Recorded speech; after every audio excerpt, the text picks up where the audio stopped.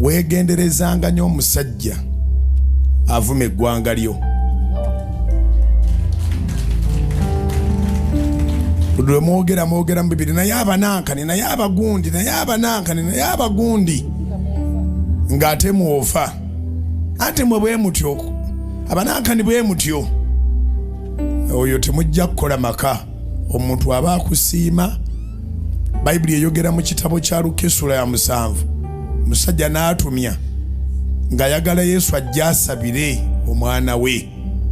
Abakadde b'ekkanisa ne batuula ne bamugamba kikugwanidde okugenda okusabira omwana w'omusajja oyo. Ekisooka ayagala eggwanga lyaffe. Ekyokubiri, n'ekkuŋŋaaniro lino yalituzimbira. Omuntu aba tamatira ggwanga lyo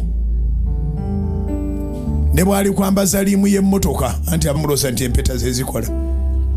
Ne bwali kwambaza limu y'emmotoka, ente mujja kukola maka. Someone must appreciate your tribe. Eggwanga lyo kintu kikulu kubanga teririkyuka. Ogenda kulokoka n'eggwanga tolirivaamu. Ogenda kugaggawala obwavu ojja buvaamu naye eggwanga tolirivaamu. Omusajja atamatira ggwanga lyo. Actually, musajja ayogera ku kawanga buli kaseera. Ayinza obanga eriryo talyogerako kubanga wooli.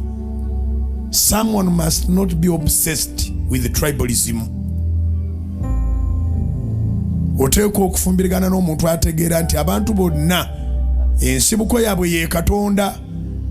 Era ky'ova olaba omusayi bwe tuba tugwetaaga, tobuuza nti muleese gwa ggwanga ki. Baleeta musaayi nga bakussaako. So omuntu wagwofumbirwa ateekwa okuba nga respectinga humanity.